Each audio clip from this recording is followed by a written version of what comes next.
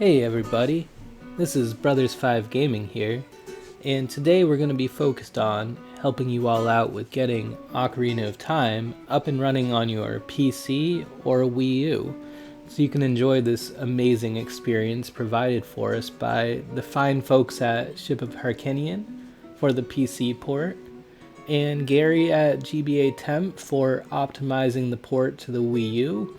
There's numerous bug fixes and tweaks. We're also listening along to some fantastic background music of Ocarina of Time, played acoustically by the Super Guitar Bros. Please be sure to check their channel and videos out. They have some incredible covers of video game music, including this, which is a massive medley of Zelda. Alright, on to the video.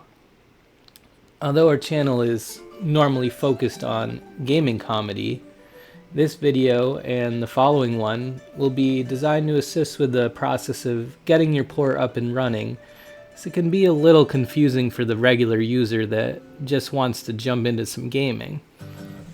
Hopefully this will clear up some of the confusion, and then in our second part we will discuss the new options available to us in this version.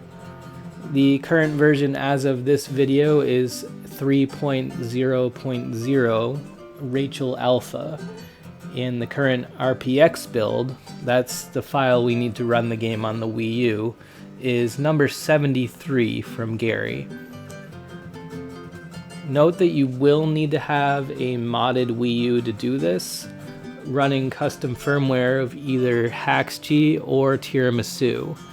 It will not run on stock hardware that is directly out of the box. Don't worry, this has become quite easy to pull off from stock hardware. You will just need an SD card that holds up to 32 gigabytes if you're inserting it into the SD card slot on your Wii U. It must be a regular SDHC card, not a micro or XC.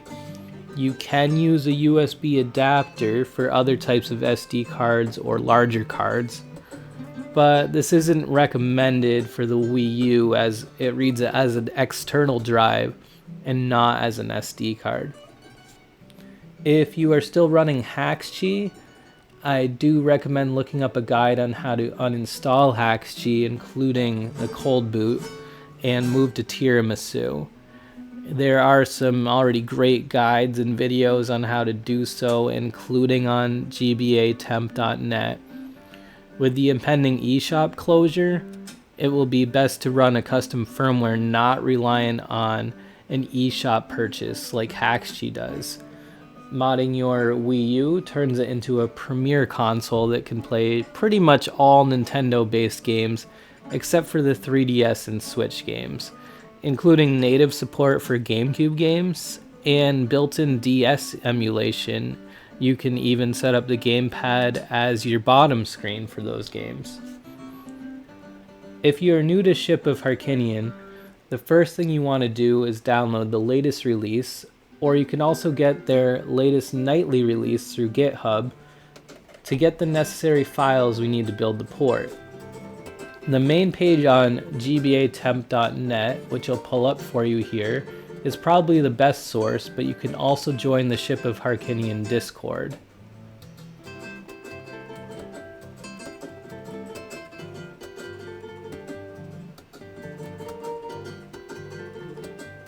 Now, you will need a specific version of Ocarina of Time's ROM, which is detailed here on the site but not provided, and that is right here under supported games. Unfortunately, none of us can provide this to you for legal reasons. You will need to have your own copy. If you don't have this specific version, if you have only a regular retail N64 file of Ocarina of Time, this will not work. First, we're going to download our necessary files, which I will point to you here on the page. And before we do so, I want to explain to you all that you no longer need to use the links detailed under releases right here. This is an older build of the port, and it will lack the functionality of the new menu features and possibly be less graphically enhanced depending on the options that you're choosing. So you don't need this release, and you do not need this OTR GUI BE version. This was used to generate a Wii U port by converting from the PC port file. But with the current version of the PC port, it has been configured to work directly on the Wii U without needing to be converted. So first we are going to download our current PC OTR GUI version here. And this here is our Rachael Alfa zip folder. And then we are going to download our most current RPX build by clicking on the Actions tab. And we're just going to click here and download this artifact, which is the RPX file.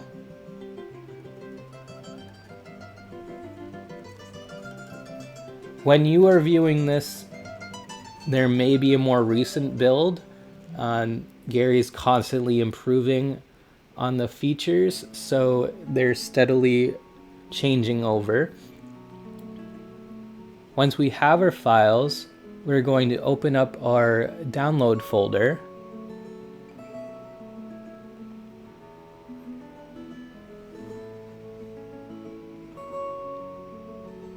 And we're going to see here we have our two zipped folders, and we're just going to extract those quick.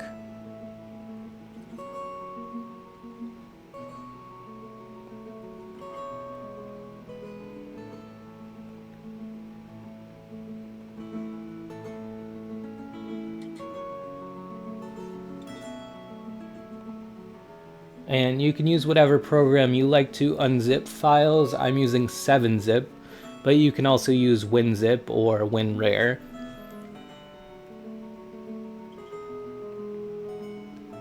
And this will, once this is done here, we're just going to go into our Rachael Alfa folder, and we're going to run this OTR GUI. And if you're running Windows 11, it's not going to like it. So what we're going to do is we're going to click More Info and click Run Anyway. Just because Windows 11 is very Windows 11-y. And what you're going to get, I'll drag it over for you to see here, is a DOS prompt and a little GUI manager here. And we're going to click here to direct this to our ROM file. And once you open that, this is going to run, and it's going to create a file here. And if you get a small error like this, that's fine. As long as you get the all done and done, then we are good. We can close out of that.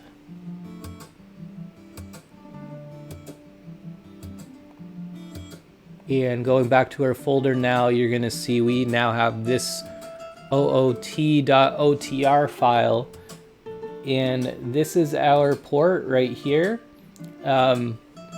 If you wanted to just play on the PC, you can just run this SOH, and that will load this file, and you can play right on your PC now.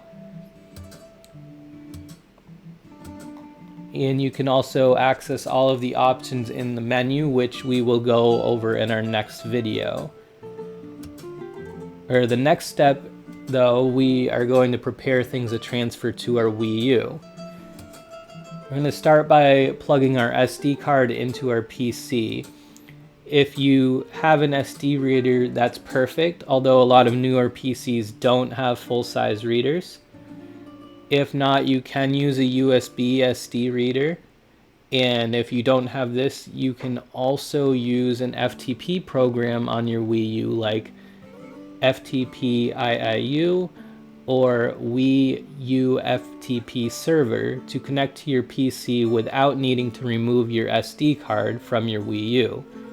Although you will need to add this program to your card using a PC first to be able to use the FTP feature. Once we're on our SD card, which I'll pull up here for you, we're going to go over to Wii U and apps, and then if this is your first time, you're not going to have this folder, so we're going to create this SOH folder. And when you open this up, we're just going to put in our two files here. If you are updating, you can just remove these. And we're just going to pop in that file there. And the RPX file here. And this is all you need. When you run the game, it will create two files called imgui and shipofharkinian.json file. These are files that are going to store your settings.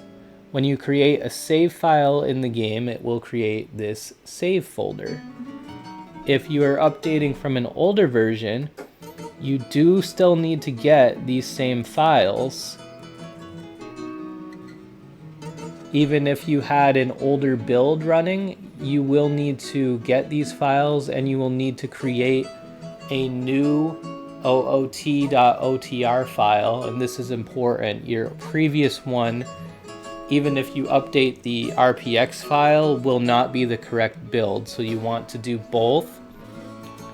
If you have a save already and it's a newer version, then you're going to have this save folder, so just don't delete that. Keep that folder. If you have an older version, you may have something that looks like this here, in this OOT save.sav file. If you leave that in there, that will let you access your save still. Once you've booted the new version and it creates this save folder, you will no longer need this. But same idea here. If you're upgrading like this, delete these two older files and add your newer ones. If you have an older build, you may also have a file called cvars.cfg, and this was a configuration file for settings, which we no longer need now that they are accessible through the menu. So you can just delete that. You will lose the settings that you had, but you can re-enable them very easily using the new menu, as long as some other options. And it will all be visible on screen and changeable on the fly, so it's actually much more convenient than using that file.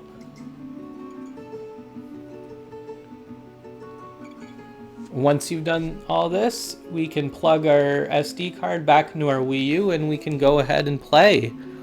So we will get back to you on our next video where we'll show you these new settings and help you out in a visual way and what you can tweak, what you can improve, and just a general how everything looks.